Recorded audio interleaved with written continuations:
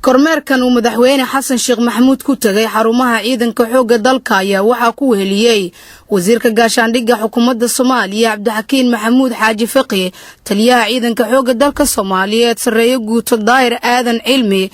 iyo saraakiil kale ayaa waxa ay kormeer ku tageen xaruntii hore ee xisbigii hanti wadaaga kacaanka Soomaaliyeed oo lagu bedelay xarunta 12 Abriil. ugu horeena madaxweynuhu waxa uu salaan sharaf ka qaatay cutubyo ka tirsan ciidanka xoogga dalka Soomaaliyeed. taliyaha ciidanka xoogga dalka Soomaaliyeed Sareeyo Guuto Daahir Aadan Cilmi oo goobta hadalka jeediyay ayaa tilmaamay in xaruntaasi loogu magac daray 12 Abriil ay muujinayso farxad aad u wanaagsan maadaama maalinta 12 Abriil ay ciidanku u tahay maalin ku weyn qulubtooda oo aan marnaba ka go'aynin ayna xoojinayso inay si weyn u xasuustaan maalinta oo kale. waxaan rabo wax yar inaan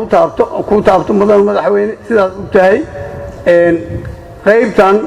12 Abriil ugu magac darnay oo ah yaani magac ugu weyn la siin karo uu yahay waa idinkaaba shirta sharaftii iyo magacii xoogga dalka Soomaaliyeed waajibaadka aan ka rabno oo ah in ay noqdaan miisaalkii xoogga dalka Soomaaliyeed meeshii madaxdu jooga caasimadii degan gobolada la degan inay noqdaan askarta iyo saraakiisha ka shaqeeya inay noqdaan miisaal u ah ciidanka xoogga dalka dhammaan meel kasta joogto uu ka qaato magaciisa. wasiirka gaashaandhigga xukuumadda Soomaaliya mudane Cabdixakiin Maxamuud Xaaji Fiqi oo isna halkaasi ka hadlay ayaa shaaca ka qaaday in ay ka go'an tahay sidii loo sii xoojin lahaa cududda militari ee ciidanka xoogga dalka Soomaaliyeed. waxaa naga go'an ciidan inaanu dhisno muddadan oo hadda buliba muddadan 4 sano ah oo 3 sano hadda ku dhawaad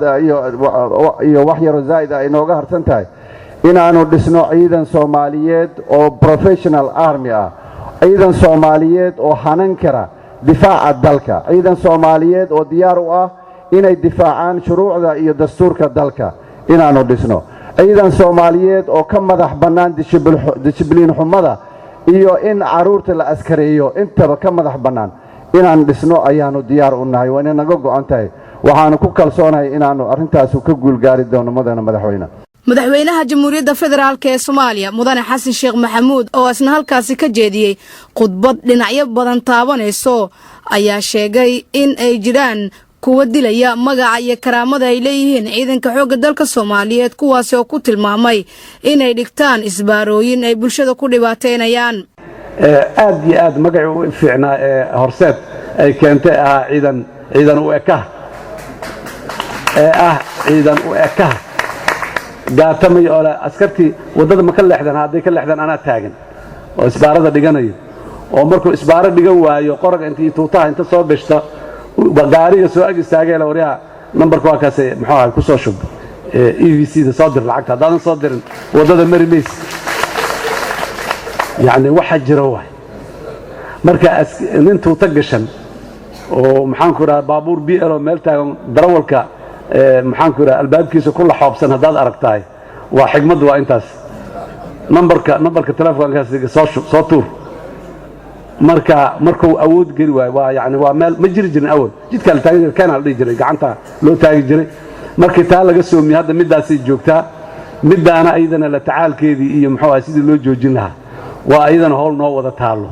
ama aan qolooyinka isgaarsiinta aan la kaashano ama aan anagu muxuu ah xigmad kale u helnay waa inaan joojinaa muxuu ah waa threat. dhinaca kale Xasan Sheekh Maxamuud madaxweynaha Jamhuuriyadda Federaalka ee Soomaaliya mar uu soo hadal qaaday arrinta kufsiga ayuu waxa uu yiri arrinta kufsiga waxay ka mid tahay waxyaabaha amniga qaranka wax u dhimaayay ka mid tahay. waa arrin amni qaran waaye maaha arrin gabar dhibaato yar oo gabar Soomaaliyeed la gaarsiiyay ma ah. qarankay waxay ku tahay barmadow oo ceeb ah. waxaan anigu aaminsanahay ciidanka xoogga dalka Soomaaliyeed inuu u dhisan yahay inuu mar walba ka meeyro wixii barmadow ah maxaan ku raadaay haysto levelka kufsiga iyo levelka isbaaraduba waxay daliil u yihiin hadba inta aan sharciga ixtiraamayn hadba inta sharcigeenu sareeyo ayay tilmaamayaan. marka hawl sahlan maaha yaan la dhayalsanin yaan la yaraysanin yaanan loo kala harin in aan joojino afcaashaas xun ee dhibka ku ah dadkeena wajigabaxa iyo foolxumadana ku ah dalkeena